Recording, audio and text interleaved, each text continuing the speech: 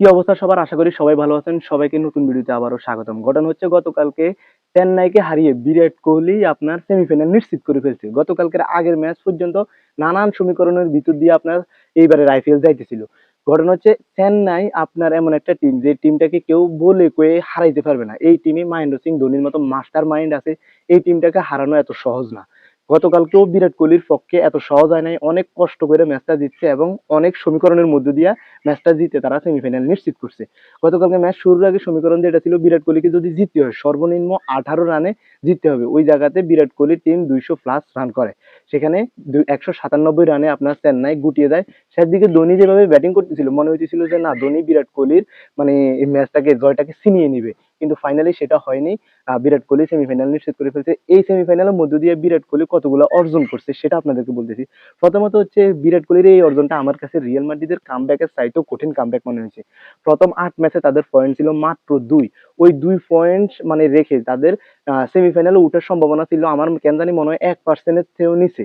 ওই জায়গা থেকে সেমিফাইনাল নিশ্চিত করা টানা 6 ম্যাচ জিতা, মানে রিয়াল মাদ্রিদ যেরকম এই লাস্ট 2-3 বছর চ্যাম্পিয়ন লিগে আইসা লাস্ট দিকে আইসা লাস্ট 2-1 মিনিট 4 মিনিট 5 মিনিটে গোল কইরা তারা ম্যাচ জিতে যায় এবং সর্বশেষ ম্যাচটাও বায়ানের সাথে তারা যেভাবে জিতে সেম বিরাট কোহলির গতকালকের ম্যাচটা ছিল বা এইবারের আইপিএলটা ছিল সেম ওই রকম লাস্ট 6 ম্যাচ জিতে তারা আপনার সেমিফাইনাল নিশ্চিত করে এবং গতকালকের ম্যাচটা সর্বনিম্ন 18 রানে তাদেরকে জিততে হবে।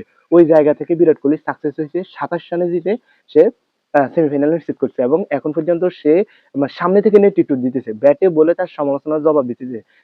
আইপিএল শুরুর দিকে যখন ব্যাঙ্গালোর হাঁটতেছিল তখন সবাই বিরাট কোহলির স্ট্রাইক রেট তারপরে হচ্ছে তার মানে ম্যাচ সিচুয়েশনে তার ব্যাট চালানো সব মিলাইয়া অনেক সমালোচনা আলোচনা হয়েছিল। সবকিছুকে উঠিয়ে গিয়ে বিরাট কোহলি নিশ্চিত করলো, প্রমাণ করলো যে সমালোচনার জবাব ব্যাটে দিতে হয়। আমাদের বাঙালি প্লেয়ারদের মতো বউদের ফেসবুক স্ট্যাটাসের মাধ্যমে নয়, সমালোচনার জবাব বিরাট কোহলি বারবারই ব্যাটে দিছে এবং সেটাই বিরাট কোহলি বারবার নিজেকে প্রমাণ করছে।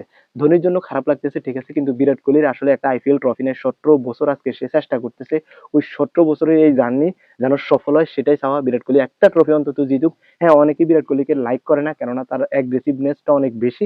সেই জায়গা থেকে অনেকেই বিরাট কোহলিকে লাইক করে না, কিন্তু আমি চাই এই প্লেয়ার বিশ্ব চ্যাম্পিয়ন মানে তার ক্রিকেট, তার ক্রিকেটীয় জ্ঞান বা তার ক্রিকেটীয় স্টাইল, তার ক্রিকেটীয় দক্ষতা, বিশ্ব চ্যাম্পিয়ন ক্রিকেটারদের একজন সে বিরাট কোহলি। তার একটা আইপিএল ট্রফি থাকা মানে এটা কেন জানি মনে হয় যে এটা একটা যৌক্তিক কারণ। তো আমি চাই বিরাট কোহলি একটা আইপিএল ট্রফি জিতুক এবং এইবারের আইপিএলটাই সেটা হোক, কেননা এরপরে আর সুযোগ থাকে কিনা সেটার কোনো গ্যারান্টি নেই। অসাধারণ ম্যাচ হয়েছে গতকালকেরটা, আশা করি সেমিফাইনালও ভালো কিছু করবে কইরা তারা ফাইনাল পর্যন্ত যাবে। শুভকামনা রইল বিরাট কোহলির জন্য, শুভকামনা রইল বেঙ্গালুরুর জন্য। তবে আসলে আমি একজন ধোনি ফ্যান হিসেবে আমার ধোনির জন্য খারাপ লাগতেছে। অনেক চেন্নাই সাপোর্টার আছে তাদের, তারা শুধু ধোনির জন্য ধোনি সাপোর্টার, কেননা ধোনি আরো একটা আইপিএল খেলতে পারবে কিনা সে পর্যন্ত ফিট থাকবে কিনা সেটার কোনো গ্যারান্টি নাই এবং চেন্নাইতে আসলে অনেক ট্রফি আছে তাদের কোনো সমস্যা নাই। তারপরেও ধোনির জন্য আসলে ধোনি মাঠে খেলতে পারতেছে এটাই হচ্ছে সবচেয়ে বড় অর্জন। তারপরেও শুভকামনা রইল, ভালো থাকবেন সুস্থ থাকবেন, আল্লাহ হাফেজ।